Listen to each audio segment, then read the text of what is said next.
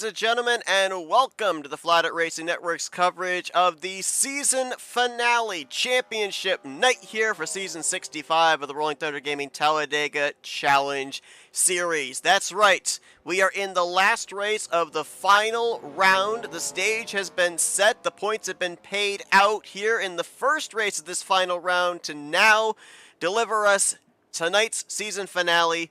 One of 5 drivers at the conclusion of 66 laps here at Talladega Superspeedway will be crowned champion in Talladega Challenge Series history. 4 of these 5 drivers coming in have previously won either one or multiple championships. One driver is coming in still looking for his first title. Who do we have that's going to win it here tonight? We'll break that down for you here in a minute. I'm Seth Cole alongside of Michael Norman, Kyle Matthews. Guys, we got the sense last week. It was a memorial race, but you could also feel that, especially those 5 playoff drivers, they wanted to get this final round started off on the right note. They wanted to come into this race more being able to play defense than offense. Some drivers were successful, had some good runs. Jeremy Jeffries, Josh Metallic. Other drivers like Rodney Sullivan's come into this race almost a borderline must-win situation. With that accumulated with the fact we got 37 other drivers in the field here tonight that all just want to end out the season with a checkered flag, what kind of a race are we in for here tonight? I love how you say you're gonna mention the drivers in contention for the championship, and then the next two names you mention are ours. No, we're not competing for the championship. Are you sure? Well, last I checked, I mean, I know Michael was in a couple of races this season, but yeah, I'm higher in the points than all of you. But Jeremy Jeffries won last week. Has to be feeling somewhat good, but it's not a win and you're in type situation for this week. So I think everybody everybody probably has a must win feel heading into this race, I would imagine. So I mean, the points are still pretty close. I mean, I'm not even racing, and I feel like I must win.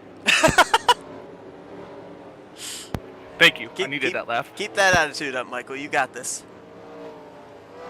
Well, this definitely should be an interesting race for not just the championship, but because there's a certain somebody who's actually starting up at the front of the field and has been personally requested to stay up there. Yes, that 48 of Cody Lamas, not at the rear of the field here for this one, and yep, we gave him instruction. Tonight's the finale, no hanging at the back, try and get to the front, stay at the front up there. I mean, he gets TV time. We don't get to see that 48 very often, so as you said, he's got his marching orders this evening. We'll see how he does. It's Grant Wesley's going to line up on the pole position for this evening's race. 24 hours removed from capturing the championship in the Wednesday night Aero 88 series, so congratulations to him on that. He'll have Greg Palmer to his outside here in the front row. Glenn Harris and Dante Ricky, they're in row number 2. Row 3 finds Mark Paglia and Jeff Crivello. Doug Kulik, Richard Martin in row 4, and your top 10 completed with the aforementioned Cody Lamas and Dennis McCarthy. Brian Lovell, he'll be back in row 6 with Terry Bombard. Tim Nofsker is going to be with the highest starting playoff contender. That'll be Brian Schilling on the outside of row 7. We're a little thrown off here since the server car, or the broadcast car I should say, qualified in 15th place. So Billy Elliser will actually start in 15th with Cy Jones 16th. Ulysses Sandoval in 17th. Playoff driver Josh Metallic will be 18th with your top 20 completed with Joe DeSpirito and Denny Carroll. Back in row 11, Bernie Mobbs and Donnie Garrett. Row 12, Randy Waugh. Luigi. There it is, and Sean Prime. Ron Hagelin and John Godfrey, they're back in row 13. Jessica Schulten's back in row 14 with Rodney Sullins, who's in a borderline must-win situation tonight. Chris Elliott, Jeffrey Elliott going to line up together in row 15. Bob Dixon, Graham McDonald, they're row 16. Robert Breedlove, Greg Lovell in row 17. Jeremy Jeffries, 1 week removed from that victory, deep in the field here tonight. So he'll be back in row 18 with playoff driver Chuck McClure. Then Bob Seminara, Pat McCarsky, Mike Mangialardi, Brian Rawson, Robert Spring make up the 41 drivers. Full field here tonight for our season finale as Grant Wesley leads the thundering herd through 1 and 2. Already, I think that was the Mark Paglia, the 28, already going onto the apron there. I was just about to say, as they took the green flag, I was going to laugh hysterically hard if there was a crash on the start and Cody Lamas was involved in it. Or if he started it. He's not used to being up here. One guy that is used to being up here, Grant Wesley, continuing to hold the lead here, moves to the outside, getting in front of the 22. leaving the bottom open for the 8 car. Well, usually you see Grant having to fight his way up at the front. It's very rare that you see Grant starting up at the front, so he'll be one of the ones that's a little hard to pass here today. Yeah, we've talked to him in the past, and he said, I really haven't been all that lucky with the random qualifying draw starting me up at the front of the field. I'm usually mid-pack to rear and have to make my way forward, whether it's just through raw speed or through pit road strategy. So with that good starting track position here tonight, when we end up seeing him qualify and run up at the front, usually we see him up here for a majority of the night. Normally ends up leading anywhere from 1 to maybe even 2/3 of the event. So we'll see if that's going to be the case here. That random qualifying draw, it's kind of interesting. Last couple of weeks, we've seen, championship contenders, get pretty lucky with that draw. Now, but not tonight, the final race of the season. Would you say the highest qualifying championship contender? I think that was outside the top 10, wasn't it? It was 14th place, Brian Schilling. Well, what are the points heading into this race? Because I don't think I heard you say it the first time. I'm so glad you asked, Michael. A great segue there. So Jeremy Jeffries, with his nice victory, segue. with his victory last week, comes in obviously the points leader. Only 8 points back to Josh Metallic. Again, there's not a winning you're in situation in this final round. It's just whoever accumulates the most points. Brian Schilling sits only 10 points out of the points lead in third. Chuck McClure is minus 12 in fourth. And Rodney Sullins, as I said, borderline must win. He is 30 points back. So he, in a sense, needs to at least finish up here inside of the top 5, get a little help with the other 4 playoff contenders running into some issues here tonight to be able to clinch the championship. I mentioned about the fact that 4 drivers have won this championship previously. 1 is looking for his first. That is Rodney Sullins, who right now is the long shot driver in this final race. Bit of a breakaway, it looks like. I saw a couple of cars. It's like we have a couple of straddlers here behind this big lead pack here. Not sure what happened there. This is done by design, but Not this far back. Usually, it's had to have been something happening. Probably, I see some skid marks right there on the back stretch. Yeah, I do too. I don't know if that was from sometimes when a driver ends up spinning out or getting on the brakes and causes those skid marks in happy hour, it ends up rolling over to the race. But to your point, I don't know if maybe that was something that happened here. Look around, because that's only 38th for Brian Rawson, at least I think right now. I'm checking nobody right else behind now. him. And these 4 are the last 4, so there's nobody any further back. I mean, somebody might have got a little sideways or something. Maybe saved it, because if they're still in the race. Right now, Robert Spring in 37th, last car in this pack. There's Rodney in the 38th. There's Jeremy Jeffries to his outside. Oh, Cody caught in the middle. Cody. I'm sure he's probably thinking, he knows he's got to stay up at the front, so. Well, look at Jeremy Jeffries. Oh my gosh. What a run. What a by run. himself. Good Lord, man. He's trying to get the toe off that 36 of Jeff Crivello. He just passed about 4 cars in the matter of 2 corners by himself. Jeff Crivello DeVille. We have a new leader. Tim Knopfsker was the leader. Now looks like they're 3 wide for the lead now. Yes, they are. Man, look at them fanning out 3 wide here as Hewlick will look to the inside now for the top position. Help from his teammate Ulysses Sandoval. He'll clear across the nose of Joe DeSpirito, who along with Jessica Shelton and Dante Ricky have been charging up the inside line. Lap number 6, Jessica started back in 28th. She's up to 3rd already. Well, number 6? Don't you mean the number 9? I said lap number 6. He said lap number 6. Oh, okay. I didn't hear the lap part. I just heard number 6. I'm like, what? Hearing, also, Michael, do you do it? No, I don't. Okay, just checking. Do you remember the old caution's days? out. Sorry to cut you off. Caution's out now. Nope, you were good. I see it now. I just saw them fan out, so I wondered about that. We'll hold on to that thought. Oh, it's Cody Lamas. Cody. Oh, playoff driver Chuck McClure in that. And there is some left side damage. Oh, is it? Okay, so I don't know if he was in there or if he could have just slowed down. No, I can definitely see damage on that left side door. He might have a flat. No, I think he's okay. His car is not dipping down like we usually see if that's the case. I feel like we can blame Mike for this, since Cody was involved. Yes, I agree. I saw an awful lot of skid marks, but I'm not seeing a bunch of drivers back here. They could have easily just spun. Could have been just a single car. Maybe Cody caused it. Who knows? Maybe it's Cody's fault. I don't see a lot of damage on that car too, so Let's take maybe a look he's and okay. see what happened here. Yeah, there were he didn't cause it. There were a lot more drivers involved in this one, that's for sure. I'm not even sure who to focus on. Maybe the 17 of Chuck McClure. I don't know if it starts with him or not. Yep. Him and Donnie Garrett got together. Yeah. Up in the Bob Seminara. Sean Prime caught up in it. Cody Lamas just gets right there, gets barely clipped, and then slides down the banking. Ron Hagelin, Robert Spring as well. Rodney Sullivan's got a little bit of contact there. I think he was banging doors with the 74 of Robert Spring, but I think he got through relatively unscathed. Let's watch this from the chopper cam. I think the 17 catches a little bit of air here, too. The chopper cam, sponsored by Get to the... Sponsored by Arnold. Oh, he was trying to tuck in behind Donnie. Just misjudged. Just a split hair too early. And Cody doesn't really get a lot of damage. He just gets clipped sideways and then rolls down the banking. Luckily, he didn't flip because when you spin on the banking there, sometimes it'll just flip your car over. I saw about 3 or 4 cars. It was looking like they were starting to get ready to possibly grip flip. Yeah, look at the 17. I think he just you'll see his car come off the ground right there. Yeah, wow, he did catch air. Twice. And watch these cars right here. You see the 111, he almost flips over. I think there was a point that Chuck McClure's left sides almost came off the ground. But that's just 36 degrees of banking, though. That, you got to be going. They say you got to be going a certain speed around these corners. That's why, like if you ever go to racetracks and you see like how they allow the real cars to go out on the track sometimes, they always ride around the apron because you have to maintain a certain speed in these corners for your car not to flip over. I want to just check here for a brief moment on the 84 of Dante Ricky.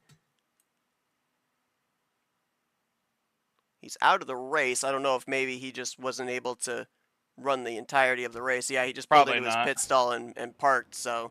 Who's that? Whose pit stall was he in front of? Because whoever that is has now a free pit stall in front of them. Was that Jess? I don't know. Let me look at the grid here. Dante rolled off pit road from... Come on, old man eyes. Find the 84. Where is he?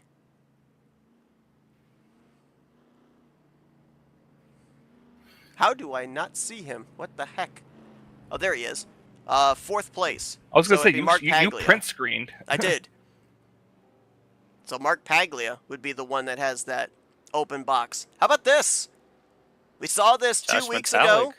We saw it last week.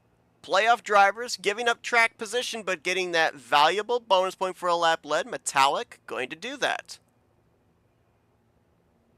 Oh, Cody almost won a lap. Yeah, almost. Bob Seminara's back in. Sean Prime, Graham McDonald there at the top of the screen. Sullen, Shelton, McClure coming back in here as well. We'll have to wait and see about the damage on the 17 of Chuck McClure. I definitely know he had some left side damage on the driver's side door, specifically around that right or that left rear fender. It may have just been able to bang that out, and he'll be able to be up to speed here. May not have aero damage, but we'll have to wait and see when they get up to speed here. Obviously, you can see down in the bottom right of our screen, we're continuing to close out this season. We did the same for the Bare Bones Racing Series on Monday night in memory of David Cannon. And a big shout out to John Godfrey and then Rodney Sullins for providing this pace car here that we saw on Monday night. And we will see here not only this evening, but in the continuation of the seasons that we run this mod, the David Cannon Tribute pace car there with the livery that we saw Sean Prime pilot last week in the David Cannon Memorial Race.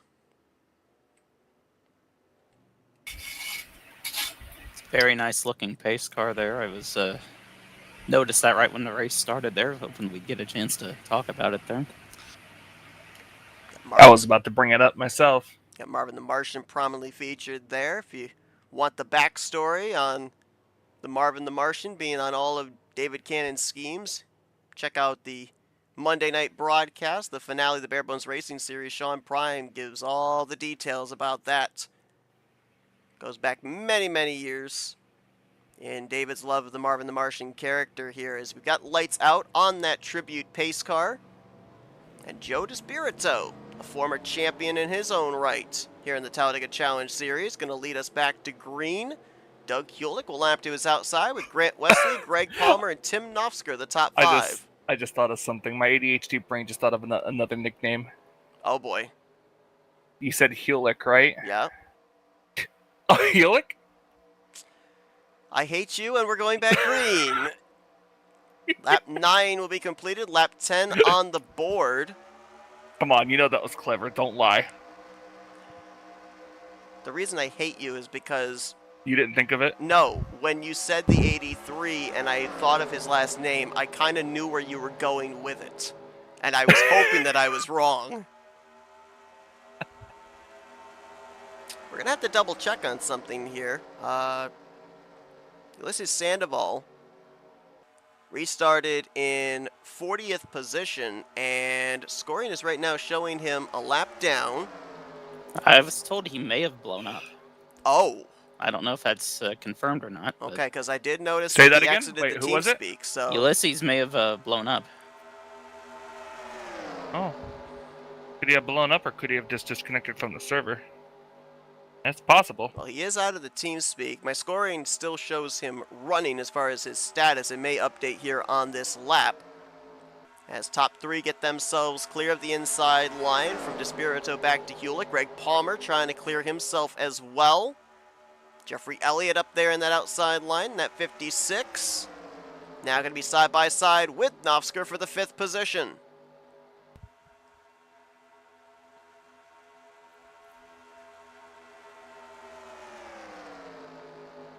Not sure what's going on with my scoring. It's also showing Cody Lamas and Rodney Sullins 1 lap down, and I don't think that's correct.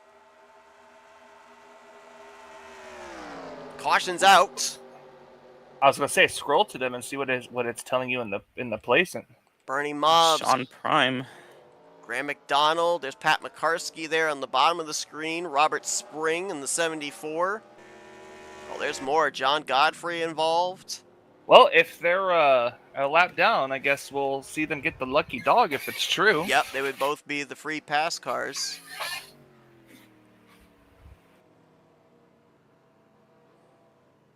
Yeah, not 100% certain what went on there, but let's take a look at what brought out this second caution of the night.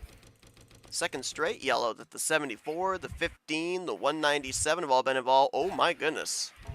Could have been another bumper grab, the 31 off the 21. Oh, yep, sudden slow. Yep, sudden slowdown. And watch right here. Oh, man. Godfrey up the track, nowhere for McCarskey to go. And his 711 just tumbles, barrel rolls down the banking. There's a couple of playoff drivers, well, 3 of them right there that were behind that. Metallic, who we saw stay out to lead a lap, as well as Chuck McClure and Rodney Sullins. It's like they were able to get through it.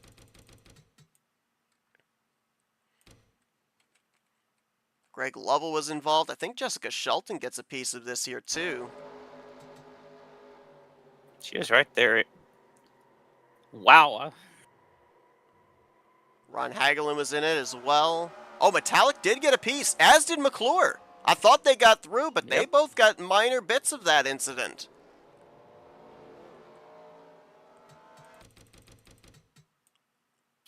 And this is the price you pay for staying out that second or third lap to be able to get the bonus point. You're put back here in traffic. Oh, a little contact there from Sean Prime sends Metallic around. Barely touches the outside wall. I think he gets into somebody else after this as well. I thought he did. Maybe not. Hey, look, there's Cody. I think Metallic's okay after that. Yeah. And it being in Metallic in 33rd place, I think your scoring is just wrong. Oh yeah, they're showing Chuck McClure as the race leader here on this too. I don't know what's going on. The only thing I'm wondering if maybe something in the server is messed up. That's what I'm wondering, if maybe when clearing black flags, maybe he hit an add lap accidentally or something.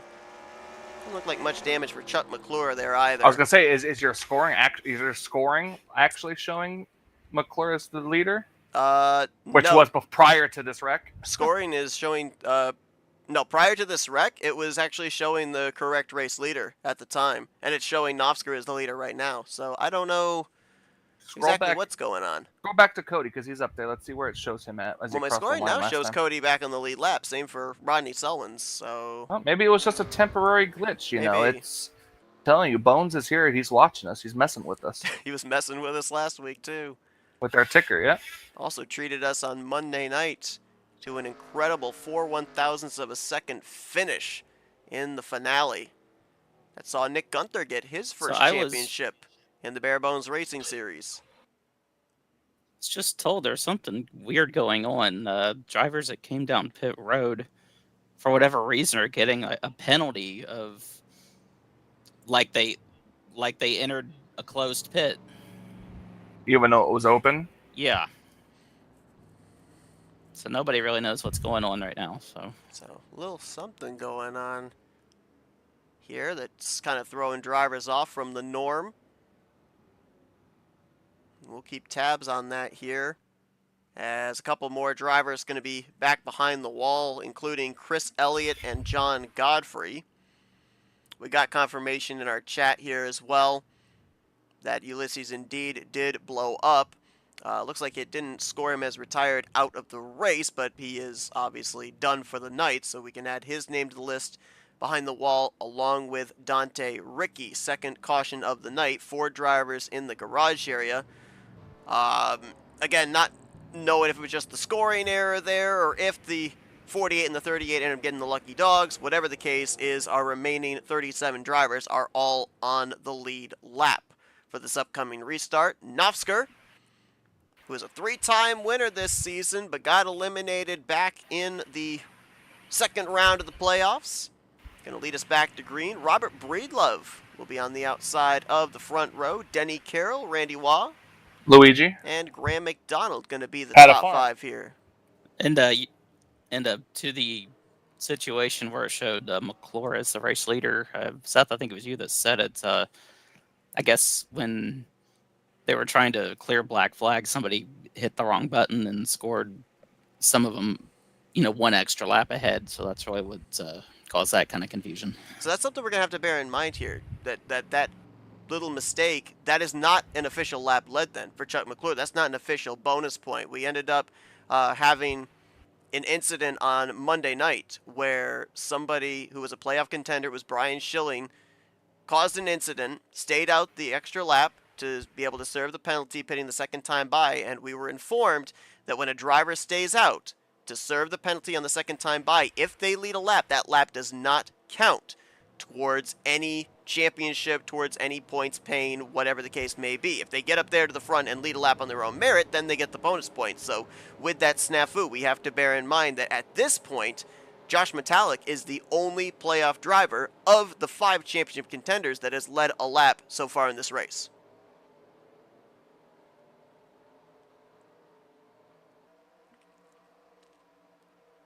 Two early yellows here as we get ready to go back green. Lap 15 on the board. We wouldn't yet be to where these drivers would be coming down pit road if we had started and been running under green so far. A lot of stack up there. A lot of drivers trying to anticipate that green.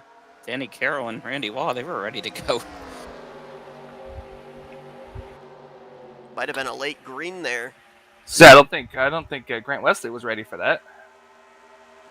Well, I think he was in that stack up on the outside line as well, and you're going to feel the effects and loss of momentum a lot more the further back you are in that formation. You see Graham McDonald, who was third on that inside line as well, how far he dropped back down the back straightaway. Breedlove was going for the lead there, then everybody left him and went to the outside. He's a lonely man on the bottom until you get back to the 33.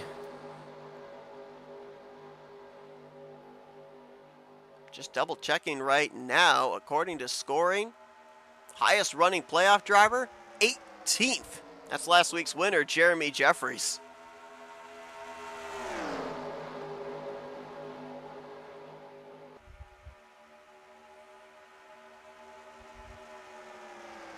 It's like the top 6. Well, make that 5. have cleared the inside line. Hewlick about to do so. Now make it 6. And Donnie Garrett will make it 7 as Breedlove will tuck in behind the 77. Ooh, slides up a little bit there. Almost opened up the door for Jeffrey Elliott to stick his nose up the middle.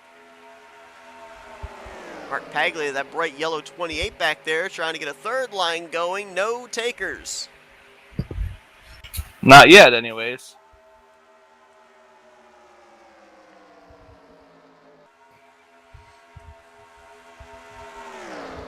Denny Carroll, Tim Knopfsker, Grant Wesley, Greg Palmer, drivers up here in this top 5, all formerly were in the playoffs when the postseason began, got eliminated in the 2 respective rounds, so now they don't have the pressure of worrying about points, worrying about the championship. They can go out here, be aggressive, and try to close out the season with a checkered flag. It's kind of an easy agenda for everybody that's not those 5 playoff drivers. It's all tunnel vision. Bring home the checkered flag or the steering wheel here tonight, because there's no ramifications next week. There's no points to build on next week. This is it. This is the end of the line. That's a pretty good feeling. If you don't win, I don't even want the steering wheel. eBay. Race losing steering wheel. You can have it for free. Trying to make up some ground on that bottom line. 33, Graham McDonald leading the way there. He's got Joe DeSpirito right behind him. And again, my ADHD brain, every time you say McDonald, wants to say had a farm. He just doesn't want to buy the farm right now, that's for sure. Isn't that technically a term for retiring too? I know that farm? No, that means dying, isn't it? Well, yes. I know that it does that, but I thought some people would say, like, when they're looking on the other side of, like, out of work or whatever, saying I want to buy the farm type thing. I don't know. I don't know. I'm not old enough to know that reference, but at the same time, I'm not young either, so. You're just the right age to know of the reference, but not know how to actually pronounce the reference. Exactly. That's why you're born in the generation of AI. Ask Gemini. No, actually, don't ask Gemini. Gemini had a nervous breakdown, I heard. Really? Gemini's a really good coaster up at Cedar Point. Is it? Yes, it is. At least that didn't have a nervous breakdown. That's had a breakdown. I don't know if it's broken out many times. It had a breakdown and made everybody else nervous. Yeah, that's right. It broke down like 100 yards away from. We were like 100 yards away from the station. Oh no! Dylan and I ended up getting a get out and push and enjoy a ride on us card. So we had to be evacuated, which was hilarious. But... Yeah, I can imagine. Yeah, that would just get out and push. Just do the Carl Edwards. Get out of the car and run the rest of the way. Run the risk of not getting break. The field's broken up. Like, you've got 7 cars in this middle line. You got about half dozen up in the third lane, about a dozen on the bottom. It's a very weird-looking formation right now. Yeah, and we do have a third lane there. Breedlove, who restarted on the front row. But the interesting thing now, Donnie Garrett gets right in front, barely gets in front of him. Yeah, look at the momentum. Now everyone's swinging to the inside. Because of what Donnie Garrett did, now everybody has to swing to the inside. Jeremy Jeffries, one of those cars right there, last week's winner. When you got that line of cars behind you, you got to time the move getting up there to lead it correctly, because there's anywhere from 5 to 10 miles per hour difference between the speed you're carrying to the speed they're carrying. It has to be a fluid movement where you're towing them rather than holding them up. And now look at that third line. It's gone. And we have a movement for the race lead here. Denny Carroll, good push there from the 21 of Randy Waugh. Luigi. And he's clear. Denny looking for his first win of his career here in the Talladega Challenge Series. Was close a couple of weeks ago, was runner-up coming off of the final corner when the race-ending caution was out. Bumper grab. Played a part into the outcome of that one. Look how that middle line is now charging back up alongside. Denny was clear for the moment. Now Grant Wesley gives a good push to Tim Knopfsker. Knopfsker draws back up alongside the Crown Royal Chevrolet. And whoa! Big slide there for the 21.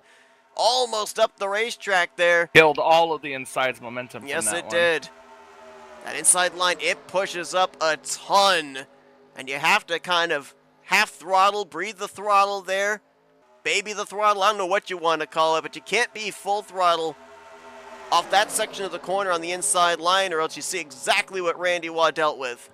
Now we have a third line forming again on the outside, that being led by Jessica Loreley. Yes, I'm trying to get used to that name. She's got Bob Seminara right behind her.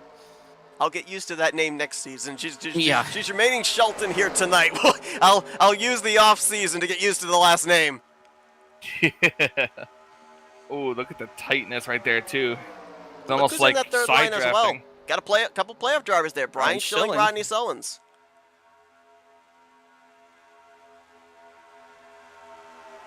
Here comes Jesse outside, getting a little bit of momentum there. The middle lane's kind of all separated, so we'll see how it goes.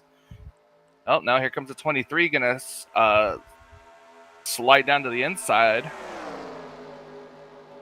Doug Hulick, former winner in this series, but his only victory was back at Burnt Screwdrivers Raceway. Still looking for his first win here at Talladega. Greg Palmer gonna move down low there as well, and all of a sudden, Tim Knofsker and Grant Wesley's drafting help is gone. That third line might be their saving grace if Shelton Seminara and company can get up there. Well, it's not just that. It's if they go up now, they'll break the momentum. I don't know about wanting to switch up to that middle lane right now for the leaders, but here comes the outside. Oh, man, look at this. And Palmer knows it. Palmer knows usually when they get 3 wide at the front, the inside lane has the momentum. Well, not as much here. Burnt Screwdrivers Raceway, yes. But when they're 3 wide, all 3 lanes are actually able to move here at Talladega. I mean, have you raced here? Because I did. It wasn't like that. You get the right number of cars up there in a third line, 3 wide, you can boogie. Well, yes, you can move up there, but look what's happening right now, the inside lane. I've raced at Talladega. I don't know if I've raced at the RTG version of Talladega, but outside lane's momentum is now kind of just dying off. Greg Palmer won the 5th race of the season right here at Talladega. That locked him into the playoffs, looking to end out the season with 2 checkered flags here in season 65. Cody's not doing what we told him to do.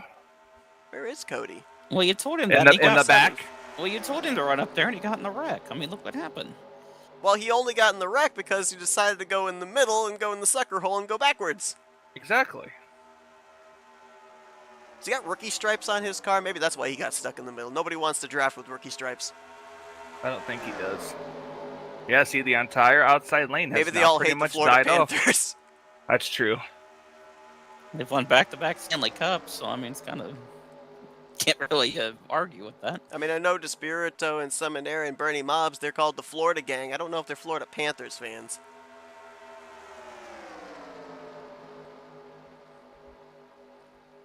Somehow 3 cars are being able to stay up here, at least in the top 10, with Hulick, Knofsker, and Wesley. Got about 4 or 5 car lengths back to the next cars in that middle line. That's Jeremy Jeffries and Donnie Garrett, who are trying to get a toe off that 88 to get up there. Now Paglia moves to the middle. That might help connect those 2 groups together. Rodney Sullins has moved down there as well. Oh, someone's on the apron. Think we're good. Yeah, I don't know who it was. Is that Metallic also up on 4th on the outside, very outside? Yes. Oh, well, never mind. Now they're going to be shelling him. Paglia was not clear on McClure.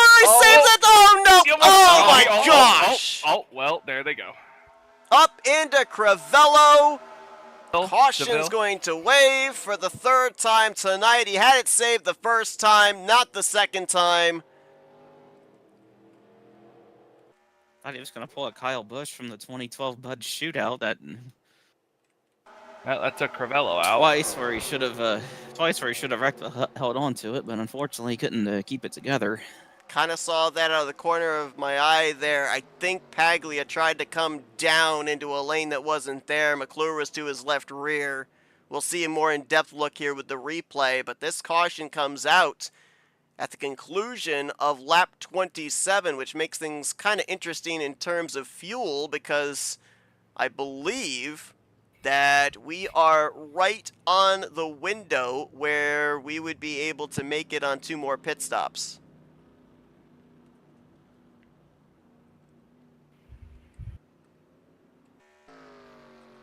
Paglia somehow is still driving. Yeah, for real. Here's a look at it. Watch that bright yellow 28. I think he's going to try and come down into the inside line here. And he's not clear on the 17 of Chuck McClure.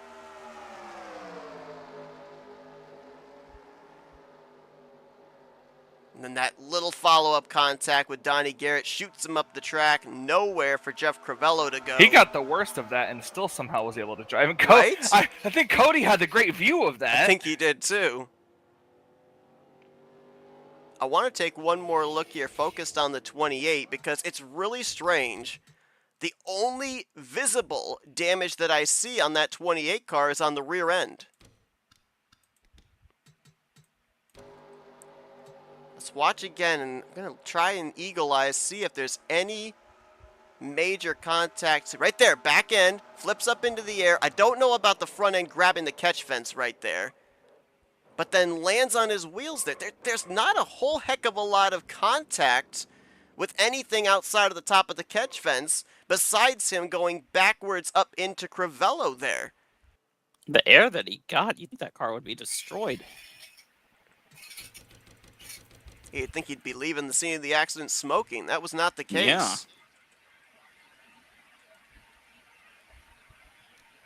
This is what Cody Lama saw. He was the car right behind this incident. This will give you a sense of just how high up in the air that 28 car got.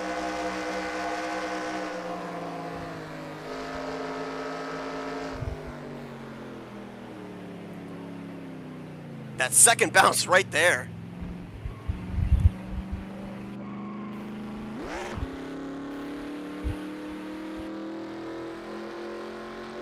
And Cody went from being pretty sure that he was far enough away, he should be able to avoid this no problem, and then it's like, I don't know.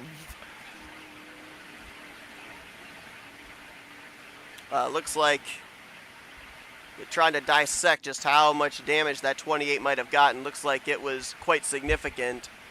He, along with Jeff Crivello, well, Crivello I don't think even made it back to pit road, had to call the tow.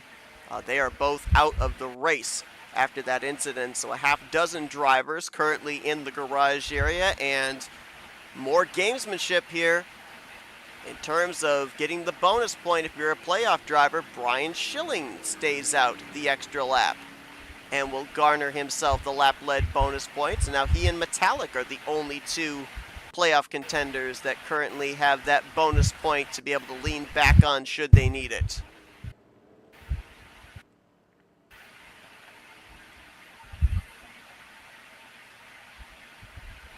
Tim Nofsker at this point has led the most laps.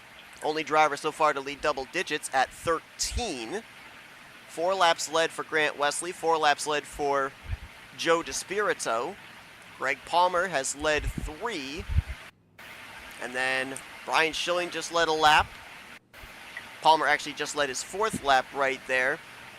Also 1 lap led, Doug Hulick. Just saw Brian Schilling, Randy Waugh, Luigi, and Josh Metallic.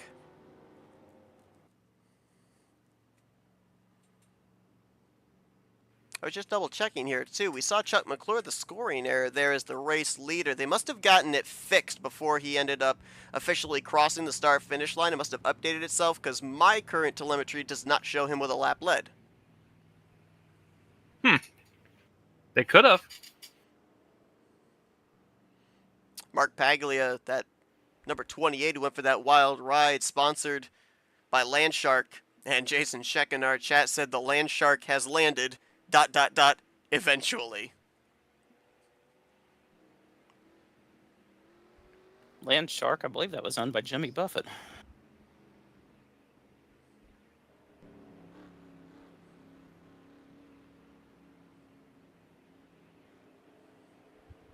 I'm going to adhere to your knowledge because I'm not 100% sure. So not quite halfway. Third caution has waved here tonight. in this season finale. Let's check in on where our 5 playoff contenders are going to restart this race. Josh Metallic going to be the highest of them, as he'll be restarting in 12th. Rodney Sullins will be 15th. Chuck McClure is 17th.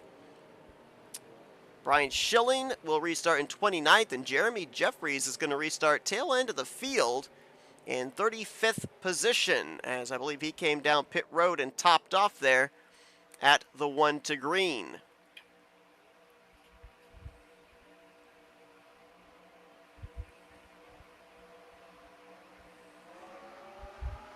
Green flag back in the air. Believe we are in the window now to make it on one more pit stop. About lap 49 would be when these drivers would have to start considering coming to pit road, and that would get them 2 laps to the good if they get it full of fuel. Oh, wow! Oh boy, at the very front of the field. Jeez. Big push up there for Palmer. Wesley up a little bit as well off of turn 2. Spirito will clear for the lead with the help from the 44 of Brian Lovell.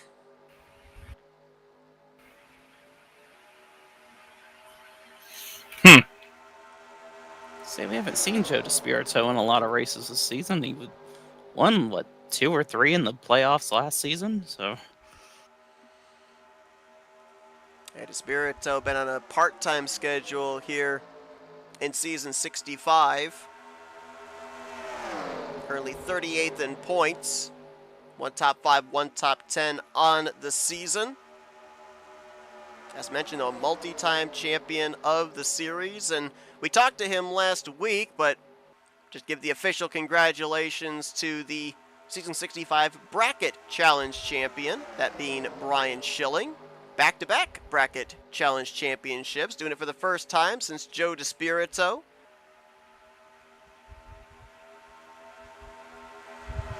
Still side by side, and again near contact between those two. That time the 24 looked like he got a little loose off the corner and almost came down to the 22 car of Palmer. Just got to be careful where the bumps are. Kind of looks like they're trying to side draft off each other, which is not existent in this game. No, it's and not. Boy, there's almost a wreck there about mid-pack. I believe it was the other 24 car that got a little bit out of shape, but everything able to keep it together. That's McCarthy. There you see him now dive down to the inside behind Chuck McClure. If you're wondering why I haven't brought up anything in terms of the 5 playoff drivers and who right now is in line to win the championship, it's because whenever I look for the 5 of them, they're always seeming to be in the same area at the same time. So it's kind of hard to gauge who might be ahead and who might be behind in terms of that. I would say that if you're Jeremy Jeffries and you've got the other 4 competitors all at least in your same general area, that's got to be a good sign for you. You had 8 points to your nearest competitor in Josh Metallic. You just can't let any of those 4 drivers specifically of Metallic, Schilling, or McClure get way out ahead of you.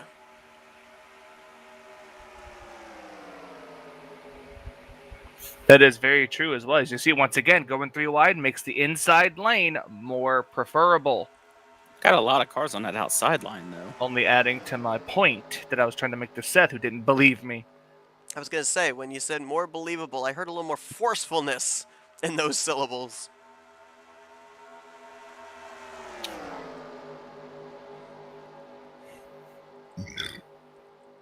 Highest playoff driver right now, Rodney Sullins. As mentioned, borderline must win. Also consider this as well. If any of our playoff drivers win here tonight, a big reason why Jeremy Jeffries has the gap he does back to Josh Metallic is because he ended up getting bonus points for winning the race as well. So if one of our 5 playoff drivers win here tonight, they'll have those bonus points that they'll be able to lean on to try and close up the gap between themselves and Jeremy Jeffries also.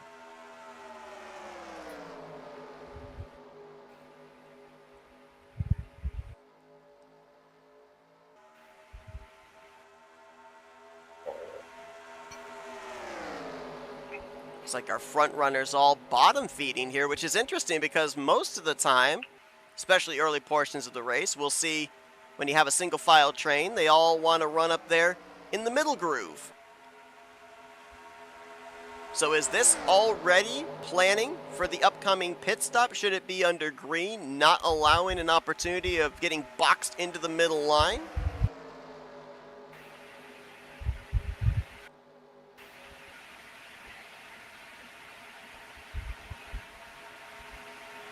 With them on the bottom, though, Ronnie Sullins, he'll move up to the middle groove. Doug Hewlett going to give him a big push. Despirito, Shelton, Seminara up there in that outside line. Chuck McClure there as well. So it looks like at 17, involved in an earlier wreck. Looks like he's none the worse for wear. Still up to speed, still competitive. McClure won the first race of the season. That locked him into the playoffs. He won the first race of the playoffs to lock himself into the next round, and he's here in the final round looking for another championship to add to his Tally Challenge resume. Ooh man, he was in a bit of a predicament there as Demar, another former champion, only the last driver, I don't know if he's the only driver, but the last driver to win a Tally Challenge championship without winning a single race that season, nearly pushed up into his driver's side door. Got a battle for the lead here. Yep. Stallings. Battle for the lead getting intense right now. Side by side there with Palmer. Talk about the guy in a must-win situation.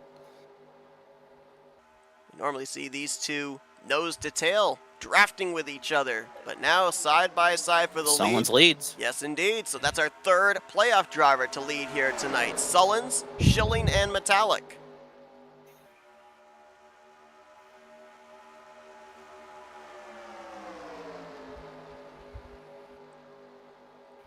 Just quickly checking in here on Jeremy Jeffries. We saw him start at the rear of the field on that previous restart. He's made his way up to 24th. I believe he's on that outside line behind Josh Metallic. So he's got the 39 right in front of him. He knows at least where he is in relation to second in the points. Chuck McClure is just on the outside of the top 10. Is Hewlett going to drop to the inside here? Try going for the race lead on Sullins. McClure last time by was scored in 11th. I believe this time by he'll be scored in either 9th or 10th.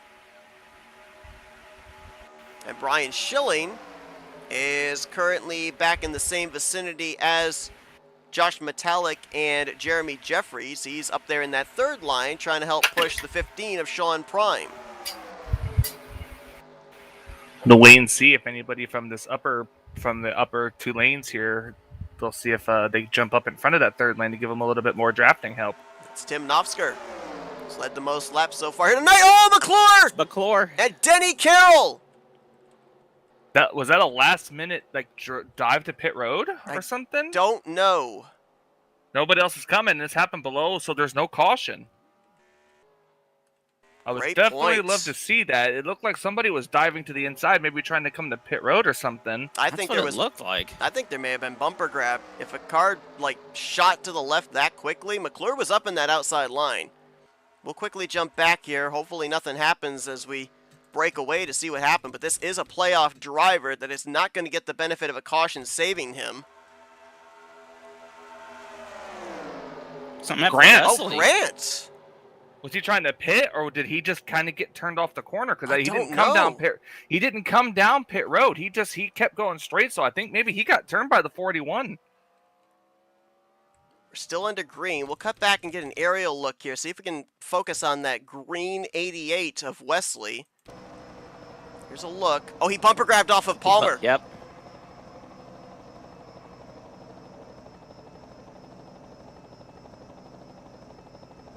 The one thing I'd be concerned about here as well, and I honestly feel like they would take into consideration the fact he wasn't in control of his car. It looked like McClure's car slid across the commitment line on pit road. So it would probably black flag him for speeding. I would certainly think that since that car is airborne and sliding, there's nothing you can do about that the admins would clear that black flag. The bad problem, though, for Chuck McClure right now is all that track position is lost. He'll need a caution to catch back up, and there it is. And there it is, yep. Greg Palmer's going to catch some air. That was almost a full-on blow over there. Almost. Sean Prime in this one again. Greg Lovell Richard Martin, this is exactly what Chuck McClure needed to get back into this thing, and it looked like Grant Wesley may have served a pass-through penalty there, maybe for that incident, and this caution's going to save him as well. I mean, he was in a wreck and involved, so I'm really hoping he didn't have to do that. Well, the policy is if a wreck happens under green and the caution doesn't come out, if you feel you're responsible to avoid a post-race EOL, if it was deemed on you, you serve a pass-through penalty during the race. So Grant making sure he took care of that possibility. And timed it well there, because this caution is going to keep him on the lead lap as more bumper grab. I feel like that's been the running theme here tonight. It has been the theme of this mod. Not much heavy contact here in this incident. A lot of spinning. Back end of the 22 did come up off the ground, but kind of settled back down pretty gently. Ooh, was that Brian Schilling that went up into the outside wall right there? Was it him or Terry? Was it one of the blue cars? Gonna have to see that again. I couldn't quite tell. Let's see. Let's get the aerial shot here.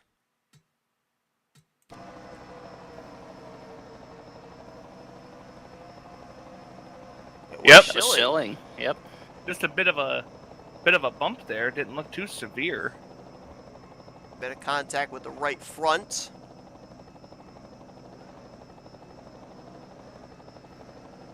And that'll bring out the caution for the 4th time here tonight in the season finale.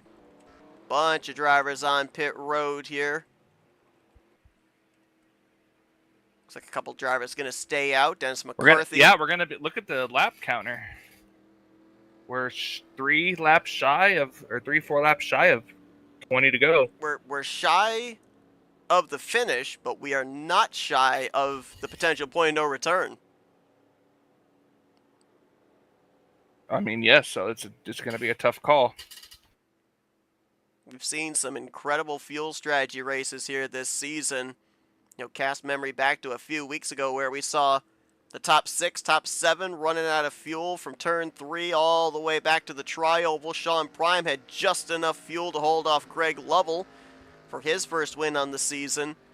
Don't know if it's possible to save those 2 or 3 laps here on this run, but if that is a possibility, could be in for a nail-biter of finish here in this one.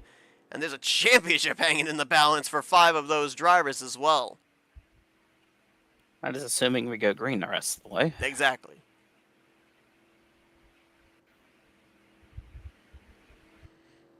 I believe Greg Palmer is going to be the leader here once the 024 McCarthy and the 6 of Rawson make the dive to pit road. Well, maybe not. Palmer's back in. Rawson stays out. Could be waiting one more lap unless they're going to get the one to go this time. Yeah, that's going to be the thing, right? If we do get the one to green, Rawson's going to have to restart up here shorter on fuel than the drivers behind him.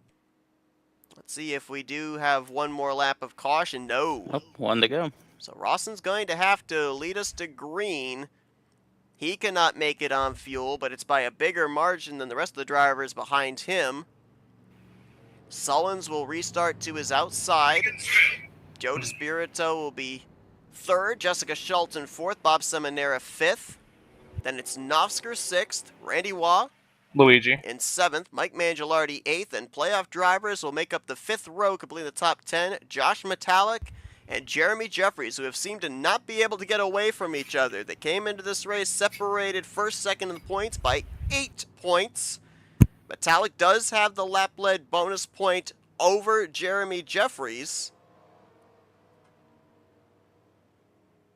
But they're right next to each other, so not much ground being able to be made up if you're the 39. Your other 3 playoff drivers are going to restart with Schilling back in 14th. Looks like Chuck McClure is going to be 26th. And we see Rodney Sullins up here on the outside of the front row. So it'll be 22 laps to go. We know that around 19 laps is the median. They can make it 20 laps if they're not up front leading.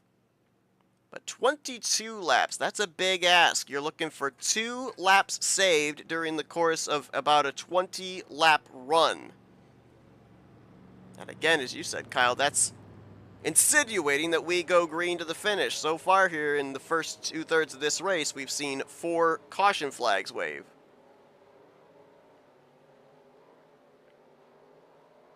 We're going to have to wait and see what's going to happen here. If 35 another drive. caution comes out, then they'll definitely be in range for the fuel. Yes.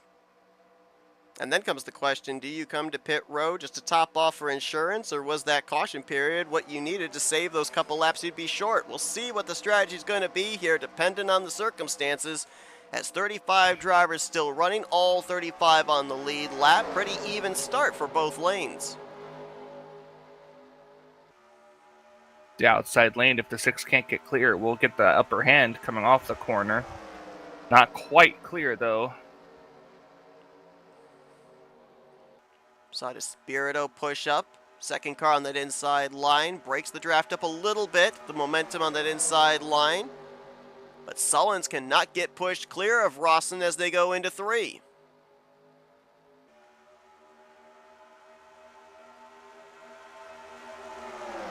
Wide, a little further back in the field. Drivers not wanting to ride. Grant Wesley's up there. Chuck McClure. But is Cody Lomas? I think I saw him in the middle of that 3 wide. Sullins clear to the lead here.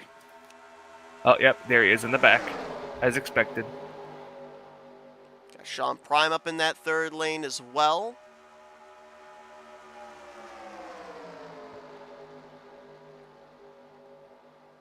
Oh, Glenn Harris tried to get up in front of it. Didn't time it well, nearly wrecked. Grant Wesley almost wrecked as well. That gave a perfect opportunity for Schilling and Breedlove to jump up there, but they're not all that well organized. Nope, they're definitely trying though, but that was really close. I'm glad he saved that. That almost made it look like they were 4 wide for a second. That got a bit hairy for sure. Why'd you suddenly go cowboy? That got a bit hairy. Battle for the lead. Shelton with the Jessica led that lap. crossover. Yeah, Jess led that lap. Oh, I think she got a little loose there. Is it loose or is it tight? It might have been a little bit loose. She could have clipped the apron, but here comes the 3rd lane. That middle lane's going to probably start losing its momentum. Jeremy Jeffries leading the way. Yeah, 1 week removed from that victory last week. Comes in the points leader, looking for his 2nd championship. It was a few seasons ago that he had won all sorts of championships on Monday night, on Wednesday night, but this was the one that was kind of the brass ring he was trying to get to complete the set. He got it, and now he wants more, as he's looking for his 2nd career championship here in the Talladega Challenge Series. Looks like that inside line, though, momentum is there. Sullins is clear. Shelton is clear. Rawson trying to clear for 3rd place.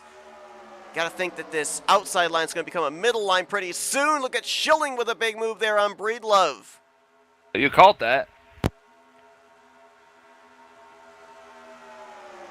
Jeremy Jeffries will move down there in front of the 4. These aggressive moves are what scare me because of this hitbox on this mod. Yeah,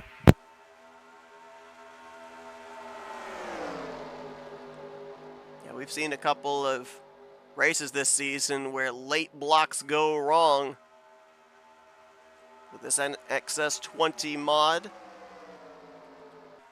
Top 3, a little bit of breathing space. Back to a side-by-side for 4th between Bob Seminara and Joe DeSpirito. Joe Desperado. I'm kidding. Being told that everybody that pitted under that last caution, they're showing about 15 projected laps. So we put them 2 laps short. We're just hoping for a caution. Well, this far into a run here, too, if they're at 15 projected laps, nobody's able to make it on fuel, and I don't think you can even save the 2 laps to get home. So now it's going to be the big question of when do you pit? Do Well, you there's pit somebody maybe a we little know. bit earlier? There's somebody we know that knows how to save under green flag conditions at a super speedway, but she's battling for the lead right now. You know, a lot of them were touching under that caution too, and they're yeah. still showing like that. So Trying to keep an eye here through the middle of the pack, see if any of them as they enter into a corner might see them bogged down as if they're throwing in the clutch, but it could be of the point here as well where they all are kind of realizing we probably can't save enough fuel anyway. Let's just go all out, try and get ourselves positioned for that final pit stop. We know we're going to be close. Only seems apropos that the championship is going to... Wait, hold on. Caution, I think's out. Yes, it is. Oh, never mind. That saves it. Who wrecked? Is it Cody? It's Robert Spring, and it is Cody. And Cody, wow. I don't think it was Cody's fault, but I just happened to guess. Wow, a lot of smoke. That looks terminal. Yes, it does. I don't know. We've seen smoke before, and it wasn't terminal. Pat McCarskey's got some damage there as well. I have a feeling this car may have gone up and over. Graham McDonald had a farm. He's riding the steel barrier down here. I think he's just trying to make it back, but he's at 10 miles an hour. Looks like he may have bought the farm. Let's find out exactly what happened here to bring out caution number 5. Stack up right there. Yep. Stack up, yep. Man. Cody got spun again. I don't think he actually hit anything. But yeah, up and over. Martin or McCarskey to go.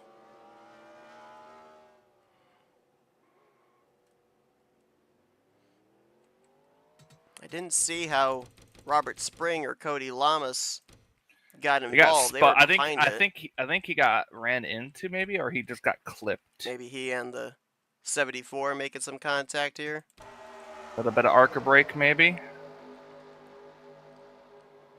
Right here, yep. See, on the brake, and yep. Man, love the paint scheme on that 74. No, Cody, no! On the hood of that car, you see the logo of your defending national champion college football, The Ohio State University. I agree with that statement.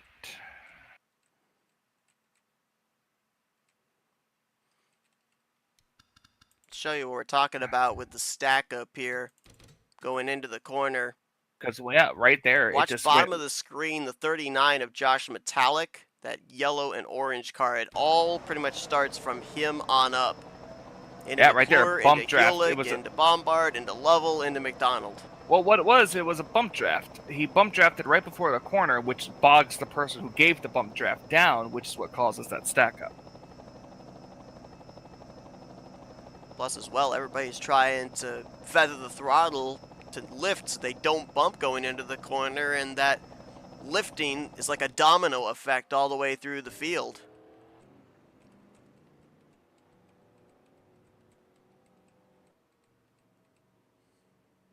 So it looks like most everyone came down pit road here under this caution. I believe the 56 and the 931 actually stayed out. So is this a gamble that they feel that under this caution period, they can save the 2 or 3 laps that they're short on fuel while everybody else came down for the insurance to top off?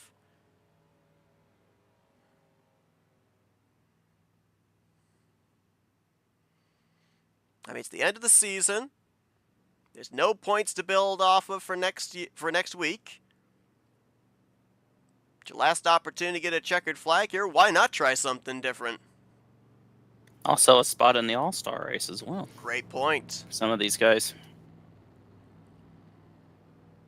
That Super Speedway All-Star race, which I believe is going to be at the conclusion of the upcoming 66th season.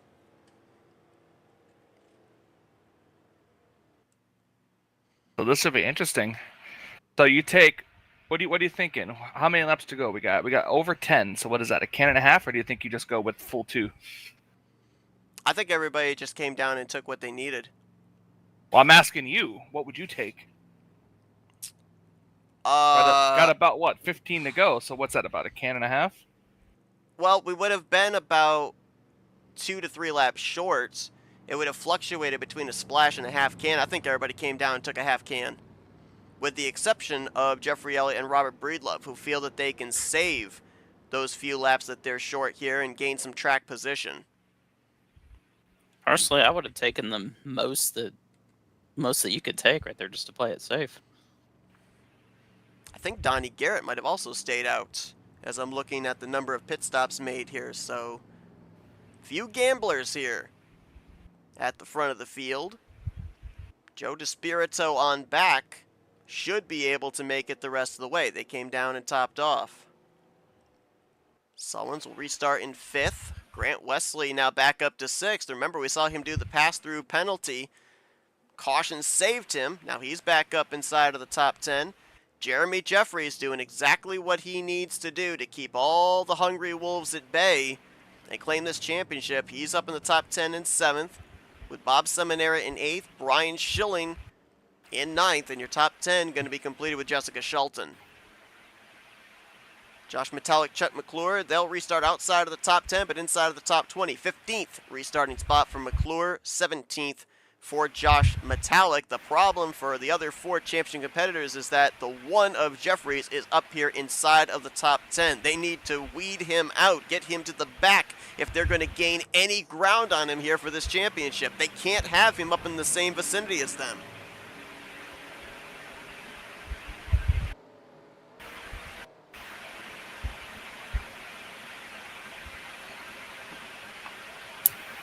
If I'm not mistaken as well, Jeremy could very well be treating tonight as a must-win race, which is why we're seeing him make his way to the front, try to stay at the front. Since the 2-race final round has been implemented here in the Talladega Challenge Series, we have never had a driver hold that thought. Stack up here on the restart, and several drivers going to come flying in. They all try to anticipate the green flag again. Crazy. Breedlove was the one that went around. I think it was Joe DeSpirito that got into the back of him, but he was getting a shove. And Chuck McClure did get a piece of that incident there.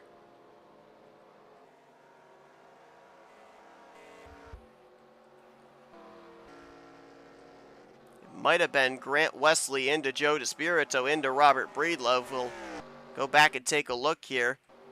And I think Jeremy Jeffries actually got by all of that and is going to be the one to lead us back here to the caution. That's going to be the 4th playoff driver to lead a lap, and that is something that the other 3 playoff drivers did not want to see in Sullins, Schilling, and Metallic, because that just completely erased their lap-led bonus point. As we'll go back and take a look at that stack up here at the start-finish line.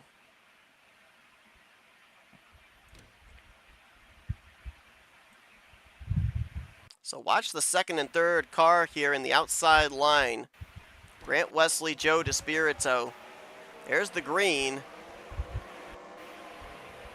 Looks like the 24 tried to anticipate when he ran to the back of Breedlove. It shot him back into Wesley, which then propels the 24 forward again into the left rear quarter panel of the 931.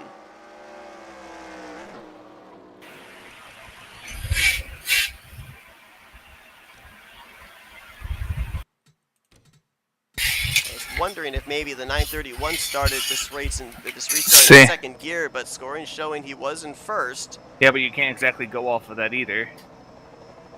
I mean, I don't see him lagging behind there. But could that have been late? Could that be labeled on Grant? Because Grant was the one that started the bumping before everything happened. Maybe, I don't know. Like, I was wondering if the 931 of Breedlove just didn't go, but it looked like he and Elliott got pretty even restarts with each other. Yeah, watch the 88 behind the 24.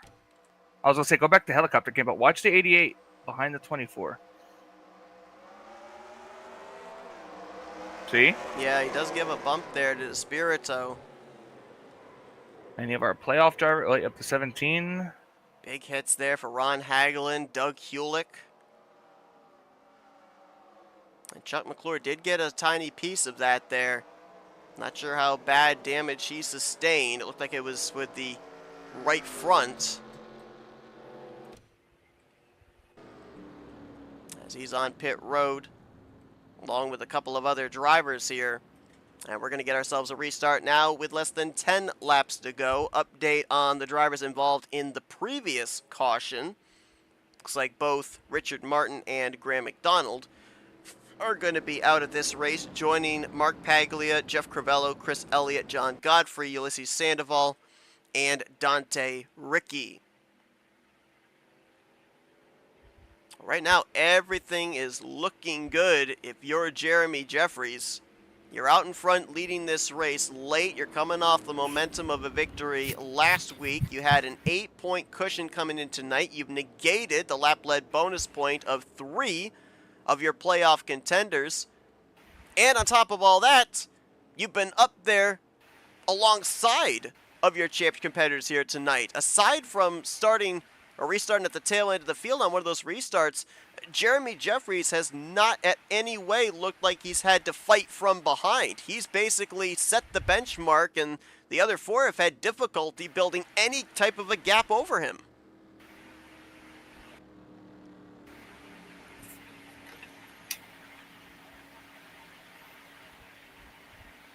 I believe as well this caution coming out is going to help Jeffrey Elliott be able to make it the rest of the way on fuel. He should be able to save the 2 or 3 laps here now with these back-to-back cautions. Robert Breedlove obviously was also running that same strategy, but involved in this wreck. Haven't had any need for lucky dogs here tonight, outside of that scoring snafu we had in the early portion of this race. Most everybody has been on the lead lap when these cautions have waved. It's our 6th caution of the evening. And it looks like Ron Hagelin currently has the fastest lap of the night. Not bad, not bad. 47.626, 200.872 miles per hour. Miles per hour. Oh, you're right, it is 626. I didn't even think of that.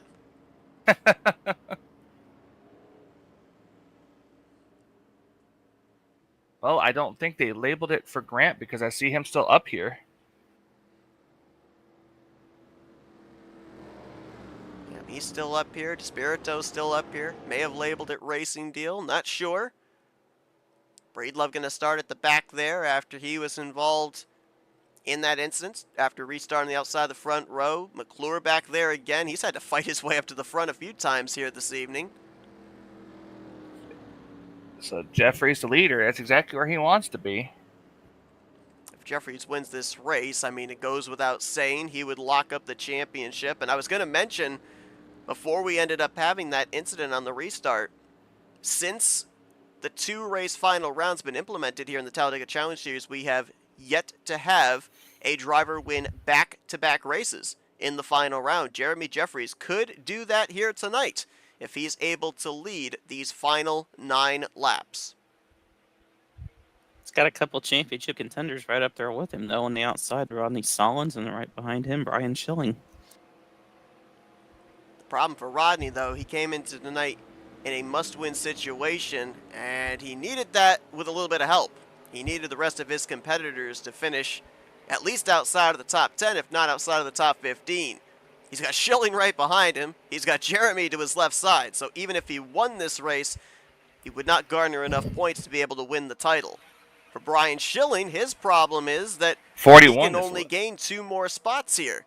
He needs to end up finishing 11 positions ahead of Jeremy Jeffries to take the title. 41 was lagging back a little bit there, but Jeremy got a heck of a good restart. And he's going to, without a doubt, clear the 38 car going into the corner. Yes, he will. Moves up to that middle line. We'll We'll see if Rodney, with this run, if he'll stay behind Jeremy, or will he try and shoot out to the outside line, which now is forming up. Simoneris, Shelton, Despirito, Sean Prime up there. Here comes Metallic.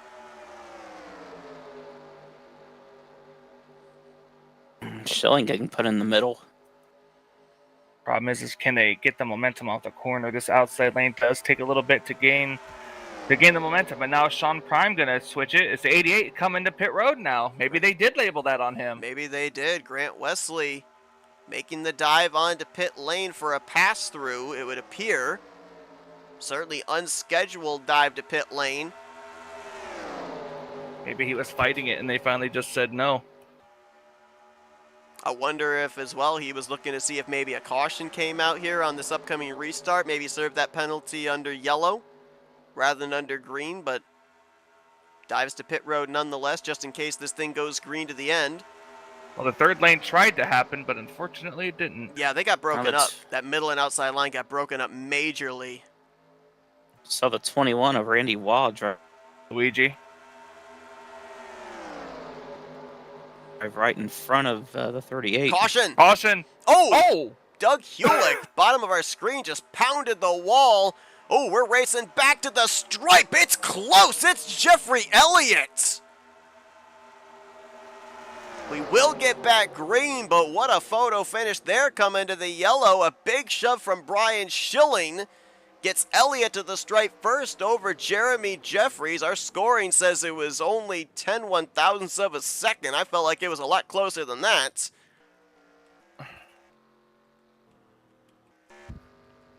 Chuck McClure's a ways back here. Was he involved in this? I don't know. That's the car that we reacted to. We saw at the bottom of our screen. You may not have seen it with the banner down there on the lower third, but Hewlick caught a bunch of air. Those rear tires came up off the ground as there was a wreck entering into the tri-oval.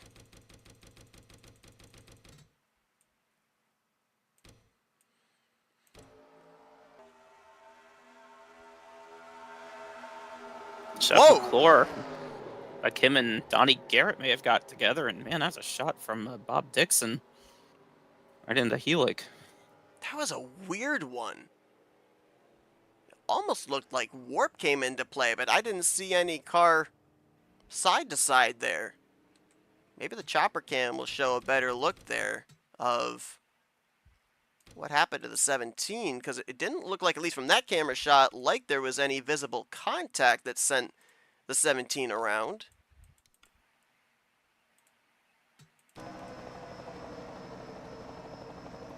Oh! Tried to clear himself down on the 74. Man, and that is a shot from Dixon into Hewlick.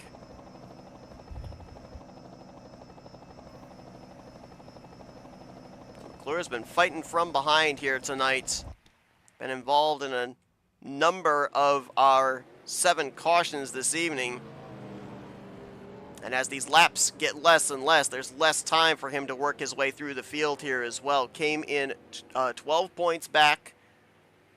The only driver now that has not led a lap this evening of the 5 playoff contenders, so that puts him even 1 point further back from the others. And right now, the rest of his competition, 3 of them are up here inside of the top 4. Josh Metallic just outside of the top 10 in 14th place.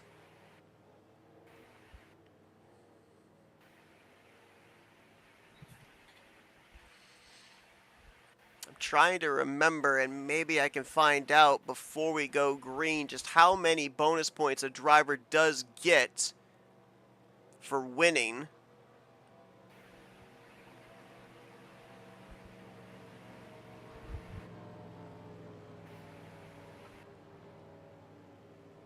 And it looks like it's 5 bonus points.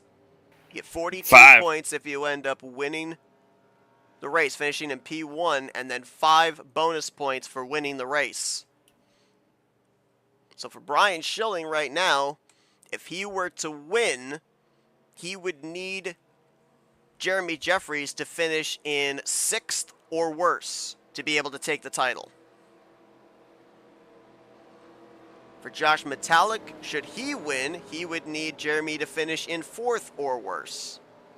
And right now, for Rodney Sullins, he's just looking to end out the season with a checkered flag with the 1 and the 4 up here inside of the top 5. Mathematically, even with a win, he would not be able to garner enough points to win the championship. But how about Jeffrey Elliott trying to play playoff spoiler here? Was able to nab the lead coming to the caution from Jeremy Jeffries and is looking to pick up the victory here tonight as a non-playoff driver. Green flag in the air. Not a great launch for the 56. Let's see if Jeremy can clear him into 1. So, the 4, I was about to say, the 4 was wanting to push that 56 car by Jeremy Jeffries, but Jeffries got a good restart and drives right down in front of him.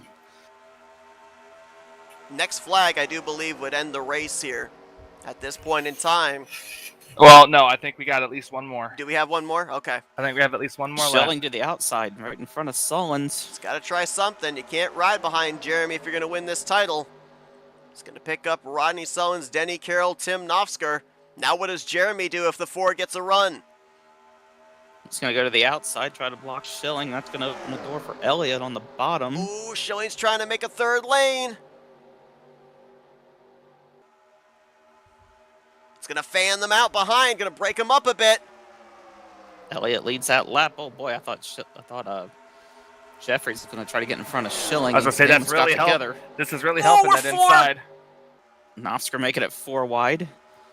So yeah, that was really helping the inside lane right there. That shuffled Rodney Sullins out of that. And as they were battling here for the championship, top 5, top 6 on the inside line, so thank you very much, as they picked up a ton of positions. You guys can race for the championship, we'll race for the win. That's what I'm right. saying. Jeffrey Elliott, Randy Waugh, Luigi. Bob Seminara, Jessica Schulten, Brian Lovell, your top 5 right now, battling for this win. Here comes Seminara up to the top on the 21 with help from Schulten. It's going to bring the 1 and then back up there as well. Again, we're fairly certain Jeffrey Elliott, with the help of these caution laps, has got enough fuel to get to the end. Can he keep both lanes at bay? It's going to be a big run coming here from that middle groove down the back straightaway. Seminara going to get a big push from the 9 of Schulten. Denny Carroll trying to make a 3rd line on the outside there. And this is bad news if you're Brian Schulten, because now you're boxed in. You can't make a move on Jeremy Jeffries. You're forced to push him. Oh, there goes Rodney! Into Metallic, hard up into the wall, massive wreck! This is going to do it! They're still Coming wrecking. back to the They're stripe! still wrecking. Jeffrey Elliott's got a car length over them, stacked up for 2nd place. Elliott's going to win the finale. Jeremy Jeffries crossed the line, I believe, in the 7th position. He's going to win the championship. It's like Randy Waugh Luigi got 2nd there, and I believe Bob Seminara 3rd. You would be correct. It was close for 2nd place. Scoring showing 16 1/1000ths between the 21 and the 712's noses. And how about Jeffrey Elliott, the return a few weeks ago here, the Talladega Challenge Series. And he's going to be in victory lane here tonight in a wild finish to the finale of Season 65. We'll get the white flag next time by. Let's take the opportunity here under these pacing laps to go back and see what happened. It was the 38 of Rodney Sullins I saw shoot down the track, get the right rear quarter panel of Josh Metallic, and it was just on from there all the way heading into the tri-oval. The way they were racing, I can't say I'm surprised that this happened. I mean... Oh, they got hooked there by the 7. Cy Jones. Just chaos behind them. A couple cars up in the air. Cody was involved in this one. Spirito, Cy Jones upside down. Turtled there. Mangialardi, McCarthy. I believe Tim Nofsker up ahead there. Yeah, he was in the infield grass.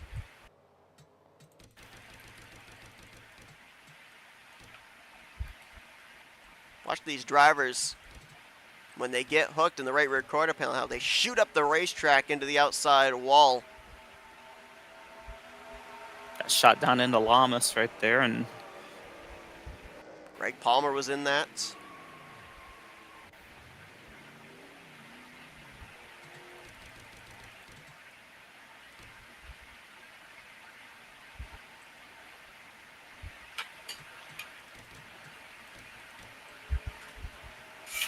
Josh Metallic almost was ahead of it.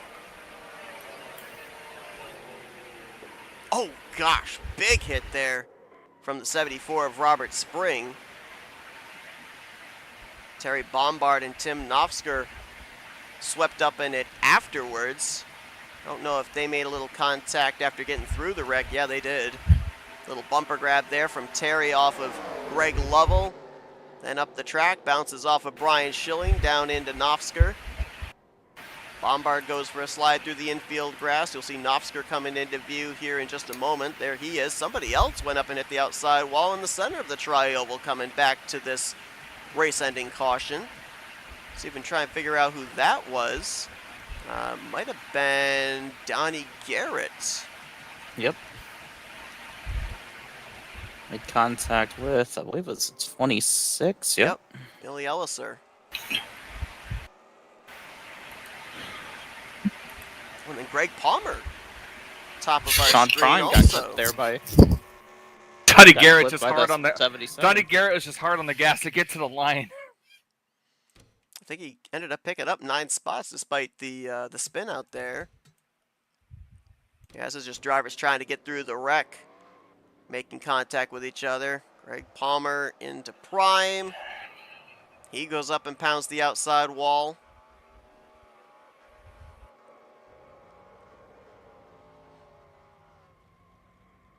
This was the race-ending yellow, so everybody was going to be in the throttle and hoping that the lane opened up when they got there. As coming around here to the checkered flag, it's going to be Jeffrey Elliott picking up the season finale victory. Made quite a call there, staying out under the second to last caution, and it pays off for him. Certainly did. Becomes only the second non-playoff driver to win a playoff race here in the postseason. Sean Prime was the first on that fuel strategy race that we saw a few weeks ago. So he saved enough to be able to get to the checkers. Question is, how much does he have in the tank for burnouts?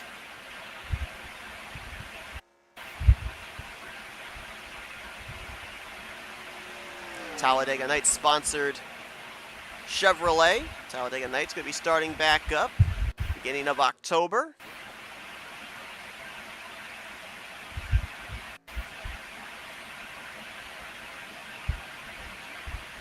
And I could be wrong. It may be prior to us broadcasting the Talladega Challenge Series, but at least since we have started covering these races, this is Jeffrey Elliott's first Talladega Challenge victory here on FRN.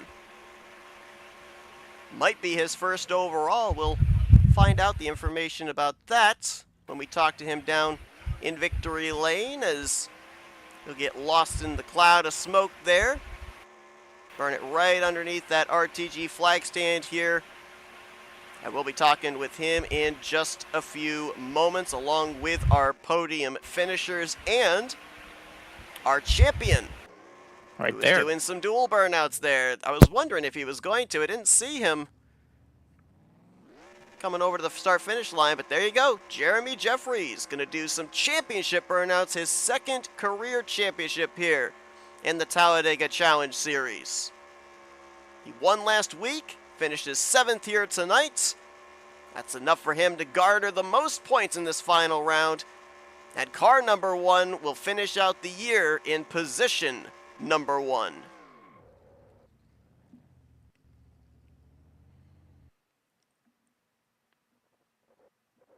Parks right alongside of that David Cannon tribute paint scheme. We saw him last week at Burnt Screwdrivers Raceway, parked alongside of Cannon's race car with Sean Prime doing the driving duties.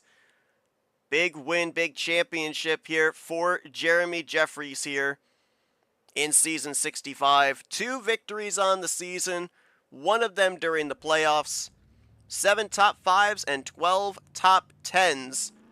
Those 7 top 5s tied for most on the season. Those 12 top 10s, most overall of drivers here in Season 65. We talk about how difficult it is to be consistent in a super speedway series. Jeremy Jeffries was exactly that. Here's a look at the full finishing results from tonight. Elliott with the win. Randy Waugh in second. Bob Seminara will bring it home on the podium. I meant to say here Luigi, in but third. I guess my mic was off. Brian Lovell is going to finish fourth. Jessica Schulten in fifth. Greg Lovell was sixth. Jeffrey is the champion in seventh. Brian Schillen, we saw him do everything he could to try and get around. Jeffrey is the champion tonight. Right. Sorry, I tried to do the "We Are the Champions" thing. I don't think it worked. No, I don't think it did. You could do the "We Are number one." It would make more sense. We don't want to get a copyright strike here. That's true. Well, that's why it wasn't the correct lyrics. They'll find a way. Schilling, we saw him try to do everything to get around Jeremy Jeffries there. Was unable to do so. He'll finish in 8th. Denny Carroll in 9th. And Robert Breedlove will bounce back to finish in 10th after we saw him in one of those restart stack-ups. Bernie Bobs was 11th. Billy Elliser 12th. Ron Hagel in 13th. Rodney Sullins 14th. Brian Rawson was 15th. Then Sean Prime, Donnie Garrett, Glenn Harris, Greg Palmer, and Terry Bombard completed the top 20. Hewlick, Dixon, McCarthy, Metallic, Nofsker, your top 25. I believe 24th on back were involved in that wreck that stretched from turn 4 all the way over into the tri-oval. Robert Spring in 26th. 27th place for Mike Mangialardi. Cody Lamas 28th. Dennis McCarthy 29th was the last car to finish. Cy Jones finished 3 laps down on pit road in 30th. And then these drivers did not reach the conclusion. DeSpirito, McClure, Wesley, Martin, McDonald, Paglia, Crivello, Elliott, Godfrey, Sandoval, and Dante Ricky. Well, for some drivers, it was a great season. For other drivers, it was not so great a season. The good news is a brand new season is on the horizon, a clean slate. And drivers will be looking to either ride momentum or mount some comebacks here, depending on how their Season 65 went. That will take us into our FRN post-race wind down. It's time to dial up some drivers, our podium finishers, our race winner, and our Season 65 Talladega Challenge Series champion. Let's kick things off with the driver that brings it home in P3. Let's get a hold of Bob Seminara. User was moved to your Hey, Bob, channel. it's Kyle, Michael, and Seth up here in the FRN booth. You got us? Hey, what's going on, boys? Hey, great run for you here tonight. Top 10 pretty much the entire evening. Didn't matter if it was fuel strategy. Didn't matter if it was drivers playing a little bit of track position game. You were able to find your way up to that outside line in the closing stages. We're making a charge. Did you need this thing to go green the rest of the way to keep that momentum up? Did that caution coming out kind of maybe stifle the momentum you guys had?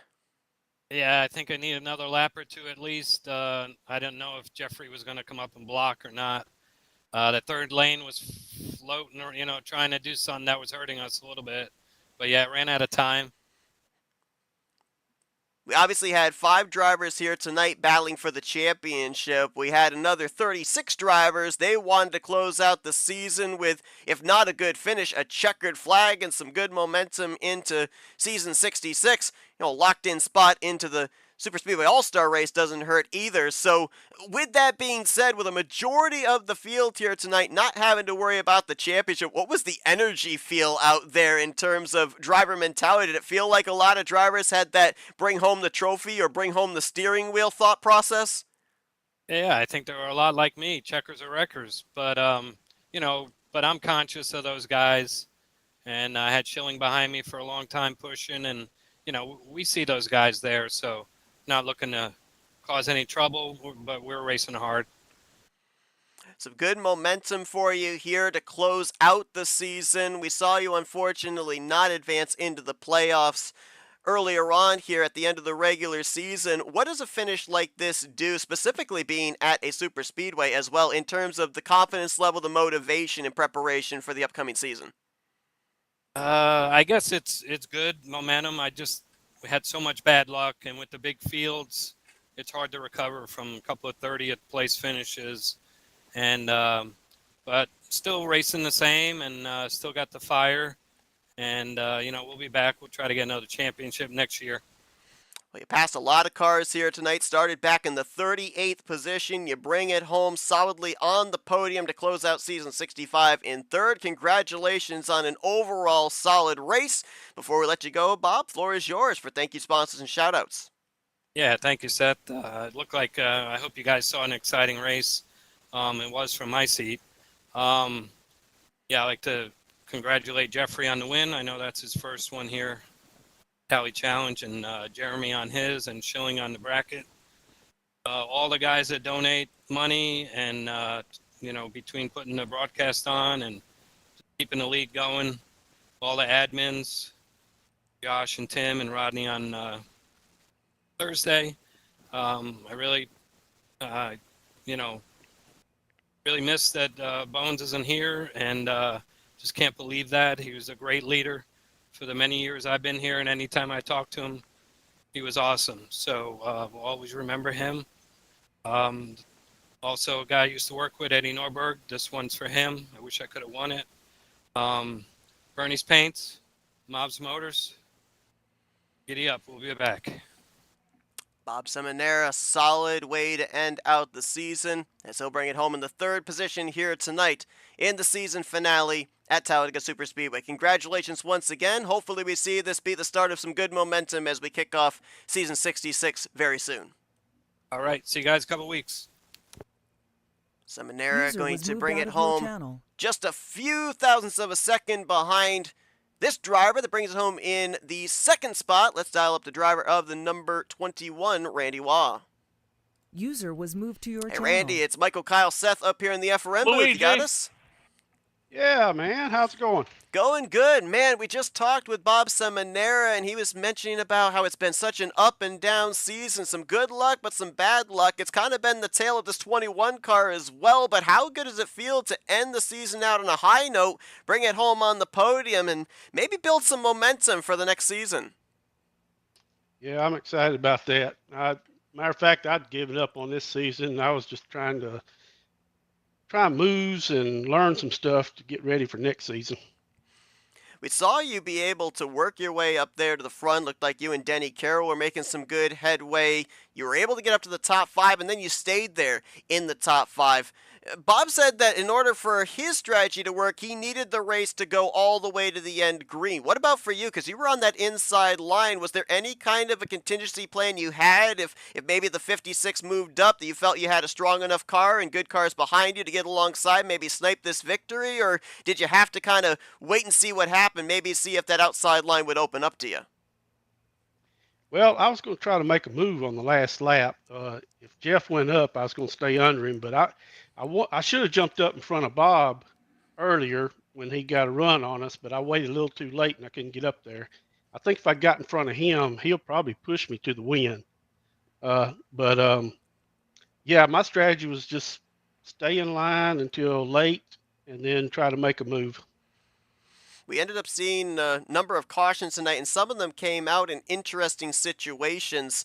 We were told that prior to this, I believe it was the second to last caution coming out, most drivers were anywhere from 2 to 3 laps short on fuel. So obviously it's a moot point now, but what was the strategy thought for you and maybe for some of the other drivers there of when that final pit stop was going to be? Or was there a possibility of saving those couple of laps you were short during the course of that run if we had run green to the finish?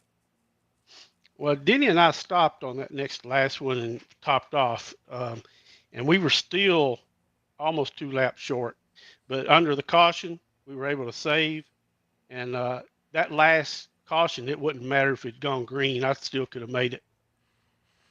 Well, a great run for you here tonight. You end out the season with a podium finish in second. Some good momentum here with the off-season coming up here. Season 66 on the horizon. Maybe can keep this momentum going at the start of the brand new season. Randy, congrats on a great performance here tonight. Kept this car up front all night long after starting deep in the mid-pack of the field, starting P24. We'll now give you the opportunity for some thank you sponsors and shout-outs. Yeah, I appreciate that, Seth. First, I want to thank you, Michael and Kyle, for calling this. Y'all doing an amazing job. I love watching it, and I just wanted to tell you, you called one race when Michael wasn't here, and you didn't say Waluigi once, and my son noticed it. He said, they didn't say Waluigi. It's Michael's Yeah, job. I Seth, can't what's up take it with from that? him. It's just because it's my job doesn't mean you can't do it when I'm not here. He That's has done it in a couple of races when you weren't here, but that particular one he didn't. And Corey noticed. There's a couple of times I'm tempted to say it whenever Michael doesn't do it immediately, but usually gets it in there. Well, if you feel like it, just go ahead, man. I know my son Corey, he just loves it. He laughs every time he hears it. I hope y'all got to mention him tonight. He's gonna watch this when he comes back over here, and he's gonna be really excited. So my shout outs, I need to shout out to Jeff Elliott for that win and Jeremy for the championship. Shout out to RTG. Man, it was a great year. It was fun. Um, I had some bad luck. I started out strong and then had some bad luck and then finished strong. So I hope I can start out strong next year and keep momentum going. Shout out to my sons, Christian and Corey, my grandsons, Adrian, Asher, and Asa. And a special shout out to my nephew, Jonathan, who's fighting cancer. He's about 37 years old, and he's got stage 4 cancer. And so I'm praying for him and keeping him in thoughts. But Corey, we almost got one. We're going to get one eventually. Second place here tonight. Could get that one position better next season. Some good momentum to ride into season 66 for the Talladega Challenge Series here tonight. Randy Waugh bringing it home in P2 in the season finale. Congratulations on a great run here tonight. Hopefully this is a sign of some good things to come here in the brand new season in a couple weeks' time. Thank you. And I also want to shout out to David Cannon's family. And send them my condolences. He's sorely missed. I didn't know David really well, but I did talk to him a few times, and he's always been a great guy to me. And I miss him and praying for his family. Absolutely. That's Randy Waugh, second place here tonight. Congratulations on a solid outing in tonight's season finale. Thanks, guys. User was moved out of your channel. Let's go down to race victory lane. Dial up tonight's race winner, the 56 of Jeffrey Elliott. User was moved to your Hey, channel. Jeffrey, it's Michael, Kyle, and Seth up here in the FRM booth. You got us? Hello, gentlemen. How you guys tonight? Well, doing good, but maybe not doing quite as well as you are. Sixth start on the season. You find victory lane. Now, I have to check this out first because we don't have the information prior to when we started broadcasting this series. Is this career win number 1 for you? I have one win, I believe, on Monday Night Racing. I think it was this season or last, towards the end of the last one, but it is my first Talladega Nights win at RTG. So it means a lot to me competing with these guys year after year. They're the best out here in sim racing. By no means, they're like, I mean, Ken Roberts to Bob Seminara to Jeremy Jeffries. I mean, everybody in this field can win. So it's hard to do. Well, congratulations. We've had the opportunity and the privilege to see a number of drivers on Thursday nights get their first career win, but yours was a little bit pins and needles there for a time. We saw you roll the strategy, stay out. We knew that most drivers were going to be somewhere between 2 to 4 laps short on fuel. You get those cautions you need to save enough, even had enough there for some burnouts, but was there any point where you had a little doubt in your mind of, this might not work? Oh, as Blaine Dowling would know, I do this quite often, and sometimes you roll the dice, it works, sometimes it don't. So I was obviously hoping for a caution, or at least maybe 2. I was 3 laps short, so I was rolling the dice, Seth, and it worked out. And you have to have help. Obviously, Randy and Greg and Brian behind him kept that line moving. So. Kudos to them and thank you. And you can't win it without help. And roll the dice and it worked. You had them 2 by 2 by 2 behind you coming to what was the race-ending caution. Had we had those final 2 laps under green, did you have the race car? Did you have a wide enough bumper to keep both lanes at bay? I would have tried. I like to go off in this league as incident-free type of driver. So I don't like to block.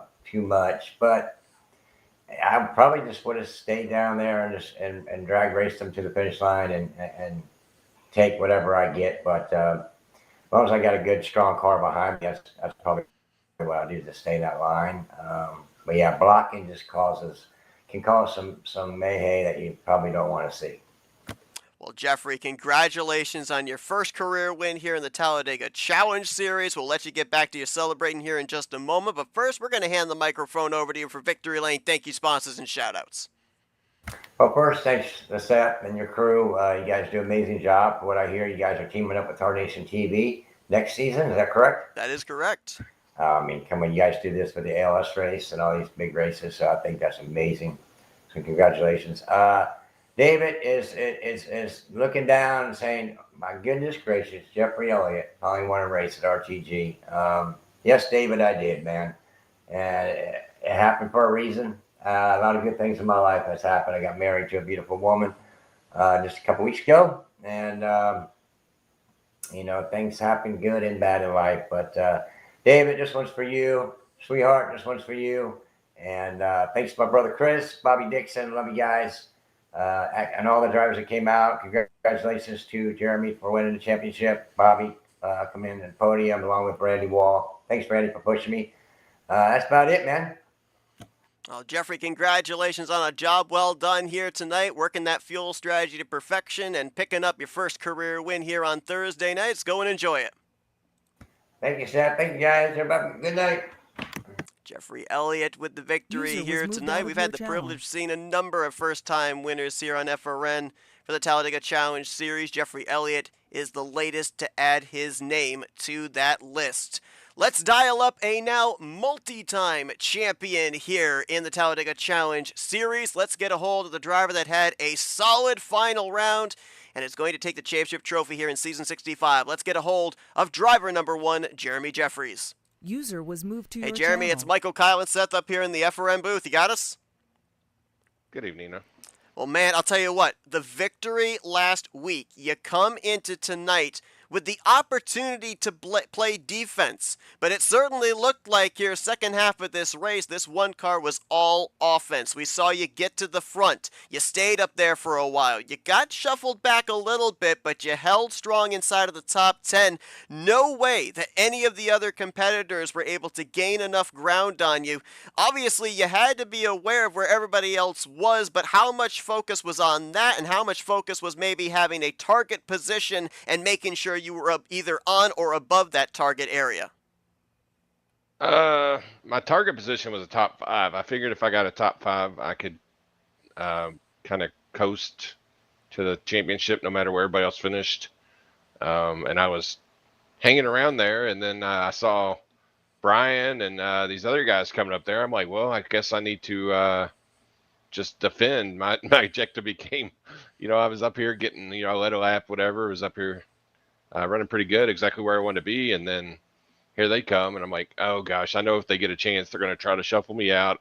If I get caught in this middle, I'm going to go back. I'm going to lose the championship. So I felt so bad. I threw so many blocks on Brian there, trying to just kill his momentum so he couldn't get around me. And it worked, but I do not like driving like that. But I wanted this championship so bad. That was interesting. We were watching that. We ended up seeing a few drivers move by on the inside line. We had what seemed like the battle for the win and then the battle for the championship going on in two separate areas of the top 10. One thing that I was going to ask you was, we saw it here tonight. We've documented it during the course of this season as well. The new Xfinity mod here on Thursday nights, and there's been some growing pains. One of the big things we have seen is with the close quarter racing, there have been quite a number of bumper grab incidents. You're battling for a championship. We've even seen some blocks go wrong with some bumper grab. What was the heart rate of you throwing those blocks there on Brian Schilling, just hoping one of those blocks was not going to go wrong and maybe cost the both of you an opportunity at taking home this championship trophy? Well, I was giving him room. I'd run him up the track, but I wasn't going to just jump up in front of him and push him up into the wall, because that's when it was going to happen if we bumper hooked. I knew he was going to keep trying to go up to the outside, and I stopped just short a lane or lane and a half maybe of going up to the wall just in case. And then I'd pull back down because I definitely didn't want to wreck us both. That would have been stupid. Well, we talk about when it comes to even playoff systems, yes, wins definitely help, but consistency wins championships. You had the victory to kick off this final round last week at Burnt Screwdriver's Raceway, but if we take and put those 2 wins to the side here, the consistency is there. 9 top 5s, that's tied for most here on the season. 14 top 10s, that's the most of any driver here this season. So even the races you didn't get the checkered flag in, you brought it home with solid results. How difficult is it to establish a sense of consistency here throughout the entire season, regular season into playoffs? We've had full fields here. We see double 3-wide racing every Thursday night. It's super speedway racing. You guys can't even determine your own fate in qualifying. It's all random qualifying draw. So how difficult is it to be able to establish that sense of consistency here, to be able to, at the end of the season, call yourself champion? I've gotten extremely lucky in some of these situations. I've been in wrecks, multiple wrecks in some races, came out without damage, and just about every one of them. Still had speed, was still able to make the right moves to get front, had help. It all worked out this season. And then it put me in the position where I was able to do some offense until I felt like it was time to defend. And I stopped worrying about winning and just the race, and was focused on winning the championship. And yeah, I probably could have had another top 5 there and bump that number up even more. But that was my priorities changed there about the last 10 laps. And congrats to Jeffrey, because he made the right moves, and he said he would have pushed me if I would have stayed in front of him, which I do believe. But I had other things I was worrying about, and he benefited from it. Well, Jeremy, I remember back when you were in the Final Four in the hunt for your first championship. You said, I've won championships on Monday nights. I've won them on Wednesday nights. This is the one I want. You were able to claim your first championship. Tonight, you can now call yourself a multi-time champion of the Talladega Challenge Series. Congratulations on a job well done, not just here in this final round, but the season overall. 2 victories on the season, a first and a 7th here in the final round to lock up the title. Before we let you go and continue your celebration, floor is yours for championship. Thank you, sponsors, and shout-outs. First off, I know I said a lot about it last week, but definitely want to dedicate this season and this championship to Bones and his family, and everything that he's done, and just giving us this place to race and these awesome people to race with. And thanks to Sean, who's tirelessly, he's not slept, I don't think, in a week, trying to make sure everything's taken care of, and everybody's taken care of, not just the league things, but every person that has an issue or needs help, just needs somebody to talk to. He's been doing phenomenal, and he's put a lot on his shoulders, and he's carrying us through. And to Rodney and Josh and Tim for putting the series on, and 61 drivers racing this series this year. That is incredible. We had 61 people show up for Thursday night alone. So that's just a testament to what they put together here. Thank you to you all for the awesome broadcast on Monday and on Thursday. It's been great to watch them all back, and this one is going to be just as good, if not better, than some of them, because I get to come out and do some burnouts, donuts there with my crew at the end, and park next to the Bones pace car there, which thanks to Rodney and John Goffrey for getting that put together last week. I don't know who else to thank. It's just been an incredible season and an incredibly difficult week, and these two weeks off are going to be beneficial to everybody. And I hate the season has to end, but this is the way to end it. And thank you, guys. Well, a great way to end it for sure. Jeremy Jeffries is your Season 65 Talladega Challenge Series champion, as he brings it home 7th place tonight, enough to be able to lock up the championship, 11 points back to his nearest competitor. Congratulations on a job well done tonight during this final round and this entire season, Jeremy. Best of luck going into Season 66 as the defending champion on Thursday nights. Thank you all. User was moved out of your Jeremy channel. Jeffries, two-time champion, adds his name to a long list of drivers that have won multiple championships here on Thursday nights. And I don't know, guys. The field has been competitive all season long. It's tough to be able to call somebody a favorite going into next season, but do we look at this number one car maybe as everybody's guy, looking at the one to beat next season because of what he was able to do in terms of consistency here in season 65? He said he got lucky on numerous occasions, but hey, sometimes you have to be in the right position to be lucky when it comes to super speedway racing as well. I mean, it's hard to not look at the defending champion as, the favorite heading into the very next season. I mean, and then, you mentioned the consistency. He's got the numbers to back it up. So, yeah, definitely. I think Jeffries will definitely, have a bit of a target on his car heading into next year. Not saying or next season. Not saying, they're gunning for him or anything, but just going in there thinking that, he's probably going to be the one to beat. I mean, you never know. One person wins the championship, they usually have a slump the next year, or at least that's what happens in real life usually. So you never know what can happen. For all we know, he can go back to back. It's going to make things interesting to watch, and I hope everyone stays tuned for it too. And Seth, well, he said it over the broadcast, so I guess you can say it now too. Yep, the drivers were informed earlier this evening in drivers' meeting. We are going to be here at Flatout Racing Network in collaboration with our colleagues Blaine Donlin over at Tarnation TV.